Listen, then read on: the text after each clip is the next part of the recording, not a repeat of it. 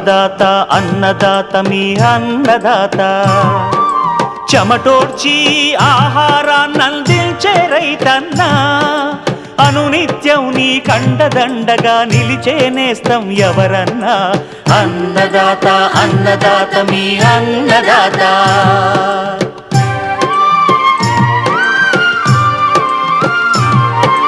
నూతన రీతుల సాగుబడికి నూరింతలు పెరిగే దిగుబడికి సూచనలిచ్చే సస్య రక్షణకు పశు పోషణకి శాస్త్ర విజ్ఞానం అందించి ముందుకు నడిపే తెలుగు రైతు భారతదేశానికి మకుటం అయ్యేలా తీర్చిదిద్దే ఆశయంతో మిమ్ము మేలు కొలిపేది అన్నదాత అన్నదాత అన్నదాత మీ అన్నదాత అన్నదాత అన్నదాత మీ అన్నదాత. అన్నదాత ప్రేక్షకులకు నమస్కారం. ఈనాటి ముఖ్యాంశాలు: పలు పంటల్లో చెదలు నివారణ, వేసవిలో షేడ్ నెట్లలో నారు పెంపకం మెలకువలు, పట్టుబడుల దశలో ఉన్న చేపల చెరువుల్లో చేపట్టాల్సిన యాజమాన్య పద్ధతులు, ఇంకా జై కిసాన్ వ్యవసాయ సమాచారం.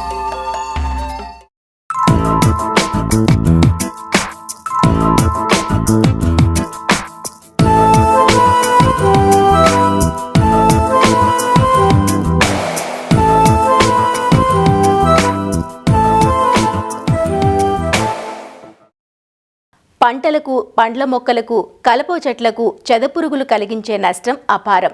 ముఖ్యంగా తేలిక నేలలు, ఇసుక నేలల్లో చెదపురుగుల నష్టం తీవ్రంగా ఉంటుంది.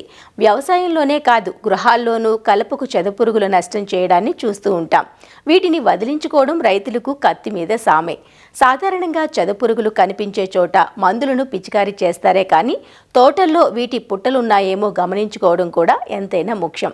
పుట్టలో ఉన్న రాణి ఈగను మట్టు పెట్టకపోతే ఎన్ని చర్యలు చేపట్టినా ఫలితం ఉండదు. ఎందుకంటే చెదపురుగుల సంతతిని వృద్ధి చేసేది ఈ రాణి ఈగే. మరి చెదపురుగుల సమస్యకు నివారణ మార్గాలేంటో సూచిస్తున్నారు ఆచార్య ఎన్జీ రంగా వ్యవసాయ విశ్వవిద్యాలయం, శ్రీకాకుళం జిల్లా నైరా వ్యవసాయ కళాశాల విస్తరణ విభాగం అధ్యాపకులు డాక్టర్ డి చిన్నమనాయుడు. మరి ఇటీవల కాలంలో మీరు వ్యవసాయ పంటల్లో కానీ అలాగే ఉద్యానవన పంటల్లో చూస్తే ఈ చెదపురుగుల సమస్య కూడా పెరిగిపోతుంది. టెర్మైట్స్ అంటాము. ఈ చెదపురుగులు ఆశించడం వల్ల ఆహారధాన్య పంటలైతే ఇవి వేరుని కొరికేయటం లేదా వేరు ద్వారా అక్కడ ఉన్నటువంటి కణజాలాన్ని తినేసి మొక్కని చనిపోయేటట్టు చేయడం అనేది గమనిస్తుంటాము. అదేవిధంగా ఉద్యానవన పంటల్లో అయితే కనుక మనకి ఈ చెదపురుగులు ఆశించి ప్రధానంగా మొక్కలు నాటిన వెంటనే గనక చెదపురుగులు గనక ఆశిస్తే మొక్కలు చనిపోవడం కూడా జరుగుతుంది. అదేవిధంగా ఇసుక గరప నేలలు, నీటి సదుపాయం లేనటువంటి నేలలు, బెట్ట పరిస్థితులు ఎక్కువగా ఉంచిన పరిస్థితుల్లోని మనకి ఈ చెదపురుగుల సమస్య అనేది కనిపిస్తుంది. కాబట్టి ఈ చెదపురుగుల మీద కూడా రైతులు దృష్టి పెట్టి అవగాహన పెంచుకొని నివారణ చర్యలు అనేవి చేపట్టాల్సినటువంటి అవసరం ఉంది. 4 రకాల చెదపురుగులు ఉంటాయి. వీటిలో ఒకటి రాణి పురుగులు ఉంటాయి, రాజు పురుగు ఉంటుంది, సైనిక చెదపురుగులు ఉంటాయి, పనిచేసేటువంటి చెదపురుగులు ఉంటాయి. ఈ రాణి, రాజు చెదపురుగుల తాలూకు ఏంటంటే సంతతిని అభివృద్ధి పరచడం. సాధారణంగా మనకి పొలాల్లో కానీ ఇళ్లల్లో కానీ ఈ పనిచేసేటువంటి చెదపురుగులు, అదేవిధంగా సైనిక చెదపురుగులే మనకి ఎక్కువ కనిపిస్తాయి. మరి వీటికి నివారణ చర్యలు భాగంగా ఏంటంటే ఒకటి ప్రధానంగా ఏంటంటే ఈ సంతతి అభివృద్ధి అంతా కూడా రాణి పురుగు మీద ఆధారపడి ఉంటుంది. ఈ రాణి పురుగు ఒక రోజుకే సుమారుగా 30 నుంచి 40 వేల వరకు కూడా గుడ్లు పెట్టేటువంటి సామర్థ్యాన్ని కలిగి ఉంటుంది. కాబట్టి ఈ చెదపురుగుల నివారణలో భాగంగా మనకి ఏంటంటే రాణి పురుగుని నివారించడం అనేది చాలా ప్రాముఖ్యమైనటువంటి చర్య. రాణి పురుగు పొట్ట అడుగు భాగంలో ఒక 2 మీటర్లు 3 మీటర్ల లోపల దాక్కొని అక్కడి నుంచి సంతతిని బయటికి అభివృద్ధి చేయడం అనేది జరుగుతుంది. కాబట్టి మన చెదపురుగుల నివారణలో మొదటిది ఏంటంటే ఈ చెదపురుగుల తాలూకు పుట్టలు ఏమైనా మన వ్యవసాయ పంటల పొలాలకి దగ్గరలో ఉండడం కానీ ఈ చెద పుట్టలు కనిపిస్తే కనుక ముందుగా ఆ పుట్టల్ని తొలగించి ఆ పుట్టలలో మనకి చెదపురుగుల నివారణ కోసం ఈ క్లోరిఫైరిఫాస్ అని అంటాం. ఇది 50 EC ఎమల్సిఫైబుల్ కాన్సన్ట్రేషన్ 50% ఉంటుంది. ఆ క్లోరిఫైరిఫాస్ మందుని 5 నుంచి 6 మిల్లీలీటర్లు 1 లీటర్ నీటికి కలిపి ఎక్కడైతే ఈ పుట్టలు కనిపిస్తాయో ఆ లోపల రానియేగా ఉంటుంది, అది కనిపించదు, మనం నివారణ చేయలేం. కానీ ఈ క్లోరిఫైరిఫాస్ ద్రావణాన్ని మనం ఆ పుట్టల్లో కనీసం ఒక 10 లీటర్ల వరకు కూడా ఆ పుట్టల్లో కనుక ఈ మందు ద్రావణాన్ని పోస్తే ఈ మందు ప్రభావానికి రానియగ చనిపోతుంది. ఒకసారి రానియగ చనిపోతే వాటి సంతతి చాలా వరకు మనకి నివారించబడుతుంది.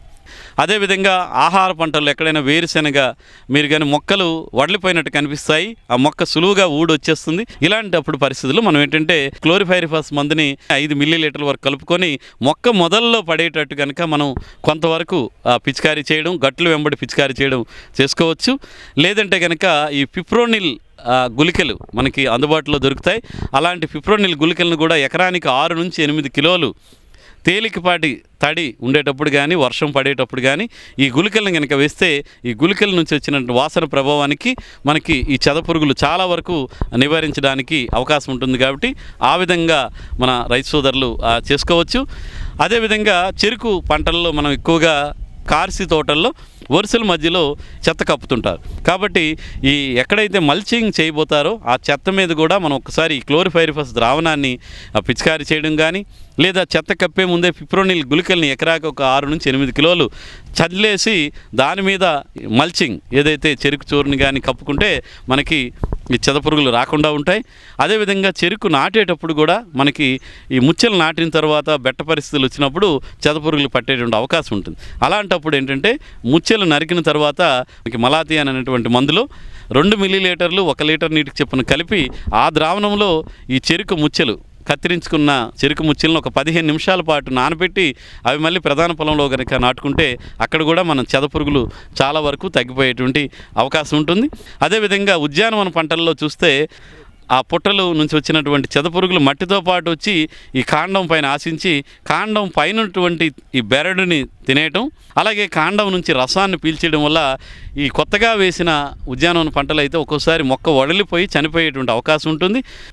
వయసు ఉన్నటువంటి మొక్కలైతే కనుక ఈ కాండం అంతా కూడా ఈ చెదపురుగులు పేరుకుపోయి రసాన్ని పీల్చడం వల్ల పెరుగుదల తగ్గిపోతుంది. కాబట్టి వీటి నివారణ కోసం ఏం చేయాలంటే ముందుగా ఒక గోనె సంచులు ఉంటాయి, మీకు నారతో చేసిన గోనె సంచులు, దాంతో పైనుంచి కింద వరకు రబ్బింగ్ లాగా అంటే ఒకసారి రుద్దేస్తే కనుక ఆ మట్టితో పాటు చెదపురుగులు అన్నీ కూడా కింద పడిపోతాయి. తర్వాత మళ్ళీ ఈ క్లోరిఫైరిఫాస్ ద్రావణం 5 ml 1 లీటర్ నీటికి చొప్పున కలిపి కిందన మొక్క మొదల చుట్టూని అదేవిధంగా ఏ కాండానికైతే ఆశిస్తాయో ఆ కాండం మీద ఒక్కసారి కనుక పిచికారీ చేసుకుంటే మీకు చాలా వరకు ఈ చెదపురుగులు అనేవి నివారించబడతాయి. ఈ విధంగా ఉద్యానవన పంటల్లో చేసుకోవచ్చు. పంట విత్తడానికి ముందు కూడా కొన్నిసార్లు ఇసుక గరప నెలల్లో అయితే చెదలు వస్తాయి అనుకుంటే కనుక విత్తనాలు వేయక ముందే చివరి దుక్కులోనే ఈ పిప్రోనిల్ అయితే 6 నుంచి 8 కేజీలు, కార్బోఫ్యూరాన్ అయితే 10 కిలోల వరకు చివరి దుక్కులోనే కలిపేసి తర్వాత మనం విత్తనాలు వేసుకుంటే విత్తనాలకు కూడా చెదపురుగులు పట్టకుండా ఉంటాయి. అదేవిధంగా మొలిచిన మొక్కలకు కూడా చెద పట్టకుండా ఉంటుంది. కాబట్టి ఈ విధంగా చెద నివారణ కోసం రైతు సోదరులు రకరకాల ఇప్పుడు చెప్పుకున్నటువంటి పద్ధతులను కనుక అవలంబిస్తే మనం చెద పురుగుల నుంచి పంటల్ని కాపాడుకోవడానికి అవకాశం ఉంటుంది.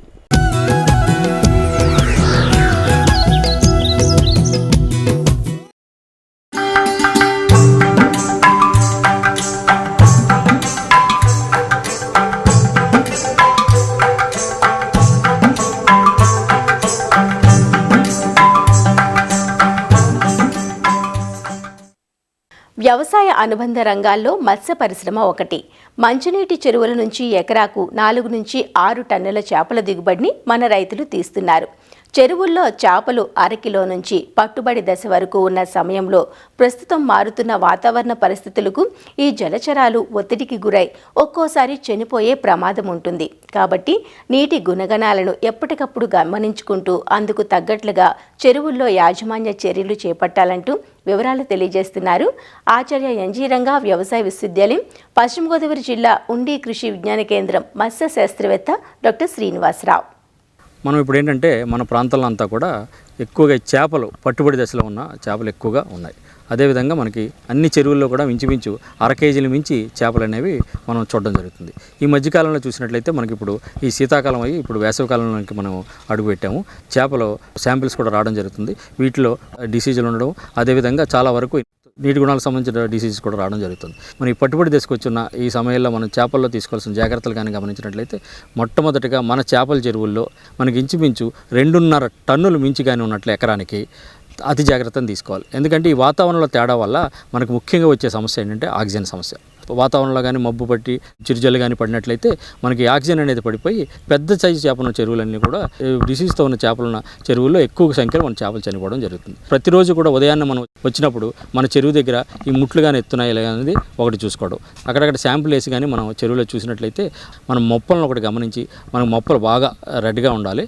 అలా కాకుండా ఆ మొప్పల్లో కానీ తెల్లమైన చేపలు ఉన్నాయా లేదా ఏదైనా సరే జీరలు ఉన్నాయా దాంట్లో కానీ శంకుజలగా అది ఉందా అని చెప్పి మనం జాగ్రత్తగా పరిశీలించి అలాగే చేప పెయిన్ సమస్యను ఒకటి కూడా జాగ్రత్తగా పరిశీలించినట్లయితే అలాగే బాహ్యంగా ఏమైనా మనకి తేడాలు ఉన్నాయా ఎరుపు రంగు మచ్చలు ఉండడం కానీ లేదంటే మనకి తాటాకు రంగు మచ్చలు ఉండవు ఇలాగ ఏదైనా సరే మనకి ఈ చేప అబ్నార్మల్గా కనిపించినట్లయితే వెంటనే మన దగ్గరలో ఉన్న పరీక్షాలయానికి వెళ్ళి అక్కడ పరీక్షించి చేసుకుని దానికి ఏమైనా లోపాలు ఉన్నట్లయితే దానికి అనుగుణంగా మనకి యాజమాన్యం చేయాల్సి వస్తుంది. అదేవిధంగా మనకు నీటిని మనం ఒకసారి మన చెరువులోకి నీటిని ఉదయాన్నే మనం ఈ నీటి శాంపిల్ని ఒకటి తీసుకెళ్ళి దాన్ని మనం పరీక్షాలయాన్ని పరీక్షించుకొని ఆ నీటిలో ఏమైనా తేడాలు ఉన్నాయంటే మాత్రం వాటి అనుగుణంగా మనకి ఈ నీటి మీద చేయాల్సిన యాజమాన్యంతో కూడా చేయాల్సి ఉంది. ఈ నీటి గుండాలో మనం ముఖ్యంగా చూడాల్సిన చేపల చెరువులో 3 ఒకటి ఏంటంటే pH, తర్వాత ఆక్సిజన్, తర్వాత అమ్మోనియా. ఈ pH అనేది మనకి ఏంటంటే 7.5 నుంచి 8.5 మధ్యలో ఉండాలి.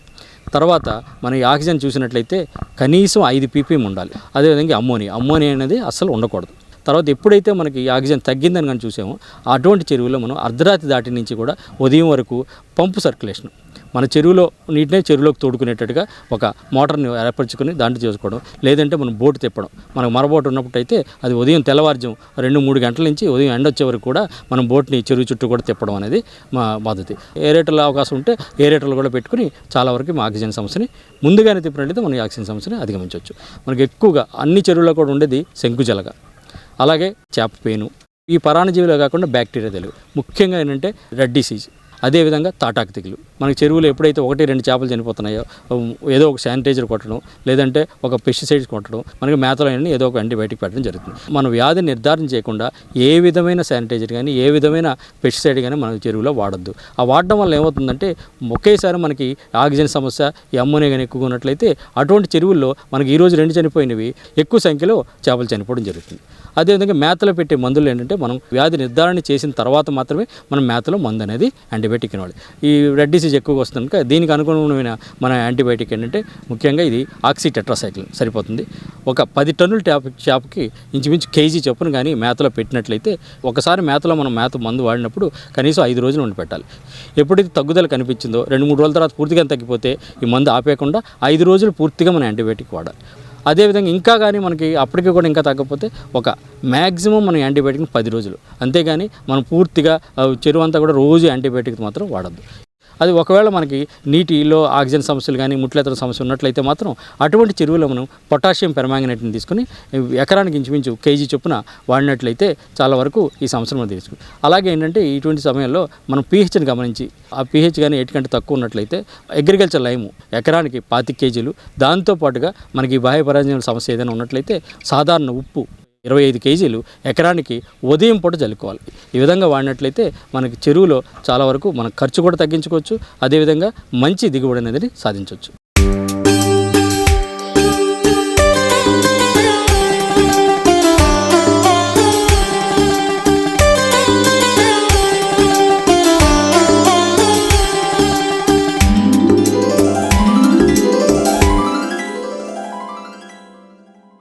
అన్ని కాలాల్లోనూ అన్ని సమయాల్లోనూ రైతుకు ఆదాయాన్నిచ్చే పంటలు కూరగాయలు. నీటి వస్తు ఉన్న రైతులు సంవత్సరం పొడవునా పంట అందివచ్చేలా ప్రణాళికతో ముందడుగు వేస్తూ ఉంటారు. మరి కూరగాయల పంటలకు అవసరమైన నారు ఆరోగ్యంగా పెరగాలి కదా. పెరిగే ఎండల్లో ఆరుబయట నారు మొక్కలను పెంచితే అధిక ఉష్ణోగ్రతకు లేత మొక్కలు వాడిపోవడంతో పాటు చనిపోయే ఆస్కారం కూడా ఎక్కువగా ఉంటుంది. అంతేకాదు చీడపీడల సమస్య ఎక్కువగా ఉండి నారు పనికిరాకుండా పోతుంది.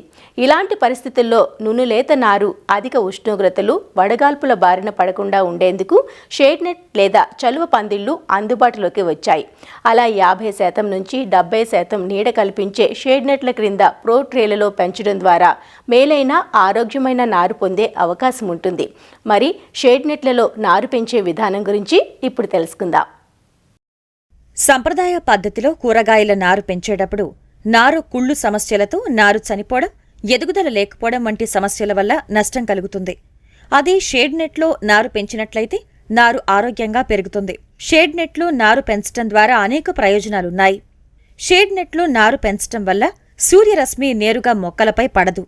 50% నెట్తో కప్పడం వల్ల ఆ సూర్యరశ్మిని నెట్ అడ్డుకుంటుంది. మిగిలిన 50% మాత్రమే నారు మొక్కలకు అందుతుంది.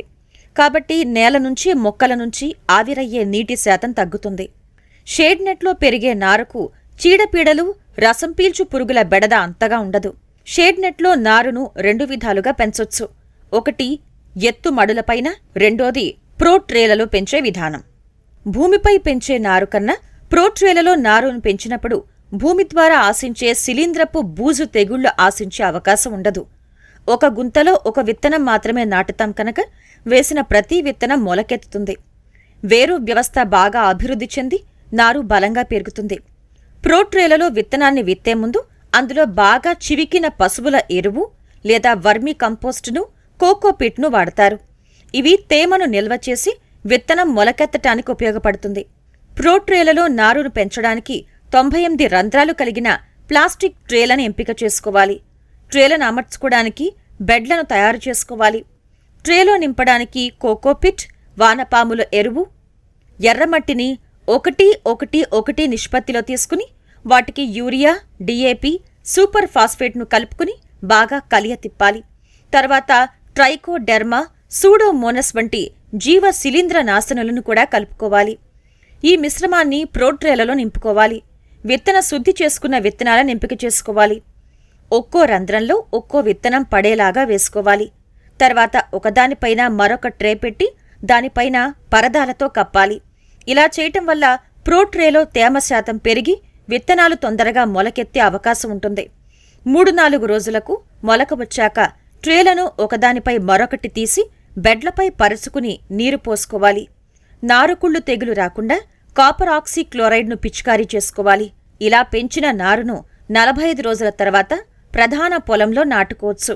అదే ఎత్తు నారుమడి పద్ధతిలో అయితే షేడ్ నెట్లో మట్టిని లోతుగా తవ్వి పెళ్లలు లేకుండా చేసి 15 సెంటీమీటర్ల ఎత్తు, 1 మీటర్ వెడల్పు, తగినంత పొడవు ఉన్న ఎత్తు బెడ్లను తయారు చేసుకోవాలి.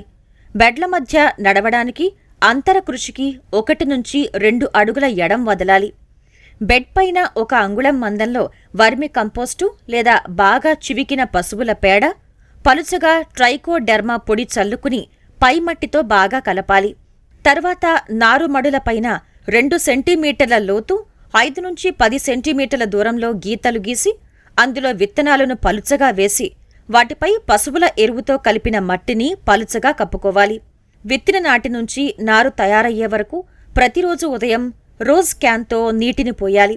బయట ఉష్ణోగ్రతలు అధికంగా ఉన్నప్పుడు షేడ్ నెట్ పైన అమర్చిన ఫాగర్లను నడిపి లోపలి ఉష్ణోగ్రతను తగ్గించాలి. ఇలా చేయటం వల్ల మొక్కలకు నీరు కూడా కొంతవరకు అందుతుంది. ఈ విధంగా నారు మొక్కల్ని 2 విధానాల్లో పెంచుకోవచ్చు. ఎత్తు నారుమడులలో పెంచే నారు కంటే ప్రో ట్రేలో పెంచిన నారు నాణ్యంగా ఉంటుంది. కాబట్టి సాగుదారులు ఈ విధానాలను ఆచరించటం ద్వారా వేసవి తాపం నుంచి సున్నితమైన నారు మొక్కల్ని కాపాడుకుని నాణ్యమైన నారును పొందటంతో పాటు మేలైన దిగుబడిను సాధించే అవకాశం ఉంటుంది.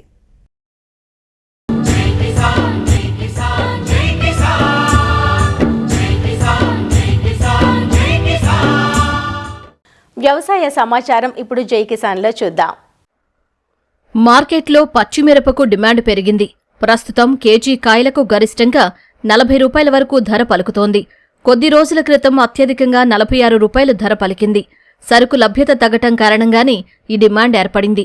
తమిళనాడు, కర్ణాటక, మహారాష్ట్ర, ఢిల్లీ తదితర రాష్ట్రాల్లో పచ్చిమిర్చికి డిమాండ్ ఏర్పడ్డంతో ఆయా ప్రాంతాలకు పచ్చిమిర్చి తరలి వెళుతోంది. బాపట్ల జిల్లా మార్టూరు కేంద్రంగా ఉండే పచ్చిమిర్చి వ్యాపారులు ఉమ్మడి గుంటూరు జిల్లాలోని సరుకు దొరికే గ్రామాల నుంచి పంటను సేకరించి పంపుతున్నారు. ఈ టైంలో ఆట ఈ జెర్సీ అనేది 200-250 అమ్మిందండి 10 కిలోలు. ఈ సంవత్సరం కూడా అదే రేటు పోతుంది. ఇది ఒక 6 మూర మటుకు 400, 350, 450 ఎక్స్పోర్ట్ వల్ల అవుతుంది. ఢిల్లీ ఎటు వెళ్ళిపోతున్నట్టు రేట్ ఏంటంటే ఎండుమిర్చి రేటు వచ్చింది. అవసరమైతే ఉంచుదామని ఆలోచన మాకు. ఇప్పుడు ఉంచామనుకో 10 క్వింటాలైనా 20,000 అమ్మిద్ది అనుకో, 20,000 వచ్చి 10 క్వింటాలు 40,000, 2 లక్షలు వస్తాయిగా.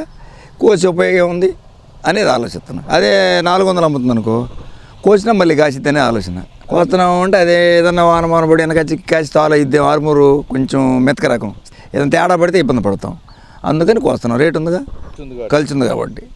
లేత కొయ్యం. పర్లేదండి ఏడు ఈ కాయ పచ్చికాయ పర్లేదు, అవి చెప్పుకునే కదా, అనుకోకుండా తగిలింది ఈ సంవత్సరం మాకు. 150 బస్తాలు వస్తుంది. ఫస్ట్ 40-30, తర్వాత 70-80, మూడో కోత 120-125, నాలుగో కోత 150 అట్టు వచ్చేసింది. 3 రోజుల నుంచి కొత్తరం. ఈ కోత 150 అవుతాయి, 60 కేజీలు వచ్చింది. రేటు 10 కిలోలు 380. ఈ రేటు ఈ సంవత్సరం ఉంటానే ఉంది. రేటు వారం నుంచి ఉంటుంది. అంతకుముందు ఇంకా పెచ్చు ఉంది, 400 కూడా ఉంది. 460 కూడా పోసారు మా ఊళ్ళు. ఎప్పుడు లేదు ఈ సంవత్సరమే. ఎందుకంటే ఇటు పక్కన ఊళ్ళో వేయలే, మార్కెట్ బాగా నడుస్తున్నాయి. ఇప్పుడు లాస్ట్ ఇయర్ అంతా 200. ఈ సంవత్సరం బాగా రేటు ఉంది పచ్చికాయకి. ఇప్పుడు ఈ కోత కోసాం కదా, ఈసారి ఇంకో కోత చూసుకొని రేటు ఉంటే కోస్తాం, లేకపోతే పండబెట్టుకుంటాం. ఇంకా 2 కోతలు తగ్గించాను. సాధారణంగా ఈ సమయంలో కేజీ 20 రూపాయలు పలికే పచ్చిమిరప ధరలు ప్రస్తుతం 36 నుంచి 40 రూపాయల వరకు పలుకుతున్నాయి. సాధారణంగా వచ్చే రేటు కన్నా దాదాపు రెట్టింపు ధర దక్కడంతో పచ్చిమిర్చి సాగు చేస్తున్న రైతులకు ఈ ఏడాది లాభసాటిగా ఉంది. కొందరు డిసెంబర్ నెల నుంచే పచ్చికాయలను కోసి విక్రయిస్తున్నారు. ఒక్కో కోతకు మధ్య విరామం 20 రోజుల నుంచి 30 రోజుల వరకు ఉంటోంది. సాగునీటి లభ్యత పుష్కలంగా ఉండే గ్రామాల రైతులకు చీడపీడల బెడద లేకుండా ఈ ఏడాది పచ్చిమిర్చి సీజన్ కలిసొచ్చింది. గడిచిన సీజన్ల కంటే ప్రస్తుతం మార్కెట్ అనుకూలంగా ఉందని రైతులు చెబుతున్నారు. 380-400 ఖర్చు లేకుండా ఇక్కడే రైతు దగ్గర వచ్చి కొనుక్కుంటున్నాడు అన్న. ఆరుమూరు కూడా బాగానే ఉంది, ఈ పచ్చికాయ కూడా బాగానే ఉంది, రైతుకు బాగానే ఉంది. నీడు అయితే బొబ్బరు వచ్చిన లైన్ లేక ఏడు బాగుంది. ఈ ఒక 50 ఎకరం వేశారు అంటే రేటు ఉందని కోసుకుంటున్నారన్న. పొండికాయకి తక్కువ అని ఇది ఎండుకాయ పచ్చికాయ బాగుండేది పచ్చికాయ వేసుకుంటున్నారు. ఏటా ఒక 50 ఎకరం ఉండేది, 100 ఎకరం ఉండేది. ఒక 2 నెలల నుంచి కోస్తున్నా సార్. 10 రోజులకి ఒకసారి కాయలు కోసుకోవడం, నీళ్ళు వేసుకోవడం, బలం మళ్ళీ కోసుకోవడమే. ఒక 2 నెలలు ఇంకా 2-3 నెలలు పట్టే ఉండేది. ఎండుకాయలు కూడా రేటు ఉంది సార్. పచ్చికాయ రేటు ఉందని ముందు పచ్చికాయ కోసుకుంటారు, తర్వాత లాస్ట్ బొబ్బరు వచ్చింది కదా, అప్పుడు వదులుకుంటారు రైతు. అప్పుడు దాకా పచ్చికాయ కోసుకుంటాడు. ముందు పెట్టుబడి వచ్చింది కదా, ఇంకా ఇప్పుడు ఈ చేలకాయలు ఆ చేనికి పెట్టుకుంటాడు పెట్టుబడి. బంగారం అయితే 300, 6-3 అయితేనేమో 380, 400 10 కేజీలు. పచ్చి తోటలు తక్కువ వేశారు. తేజాలో ఒక 50% వేశారు. 3 నెలలు పెట్టుకొస్తున్నాం. 15 రోజులు 20 రోజులకు కోత. అదే పచ్చి సరుకు తక్కువ ఉండటం వల్ల ఎక్స్పోర్ట్ పోతున్నాయి బాగా. ఇప్పుడు పండిన 10 క్వింటాలు, ఆ 10 క్వింటాలు మనం కోసినా కోయిపోయినా ఆ 10 క్వింటాలు అట్నే ఉంటాయి. కోసామనుకో మళ్ళీ 10 క్వింటాలు పచ్చికాయ. ఒక్కొక్కరు ఎకరానికి 400 బస్తాలు తగ్గోసారు, 240 క్వింటాలు తగ్గోసారు ఎకరానికి. ఈ రేట్లు అయితే గిట్టుబాటే. ఎక్కువ కారం ఉండే నల్ల పచ్చిమిర్చికి మంచి డిమాండ్ ఉంది. తమిళనాడుతో పాటు ఉత్తరాది రాష్ట్రాల నుంచి డిమాండ్ వస్తూ ఉండటంతో అక్కడికి సరుకు ఎక్కువగా వెళుతోంది. పచ్చిమిర్చికి అనూహ్య గిరాకీ ఏర్పడడంతో ఎండుమిర్చి కోసం పండించే తోటల నుంచి కూడా కొందరు రైతులు పచ్చిమిర్చిని కోస్తున్నారు. బంగారం, ఆర్మూరు వంటి రకాల కాయలు నల్ల రంగుతో ఎక్కువ కారం ఉంటాయి. ఈ రకాల నుంచి రైతులు అధిక రాబడి పొందుతున్నారు. ఏప్రిల్ మాసం ముగిసే వరకు పచ్చిమిర్చి ధరలు ఇదే మాదిరిగా ఉంటాయని రైతులు భావిస్తున్నారు. మరిన్ని విభిన్న అంశాలతో రేపటి అన్నదాతలో మళ్ళీ కలుసుకుందాం. నమస్కారం. అన్నదాతలు తమ సందేహాలు, సమస్యలను 18004254085 టోల్ ఫ్రీ నంబర్లో ఉదయం 10 నుంచి 11 గంటల మధ్య పని దినాలలో సంప్రదించగలరు. ఈ కార్యక్రమాన్ని యూట్యూబ్లో www.youtube.com/అన్నదాత ఈటీవీ లింక్ ద్వారా వీక్షించవచ్చు.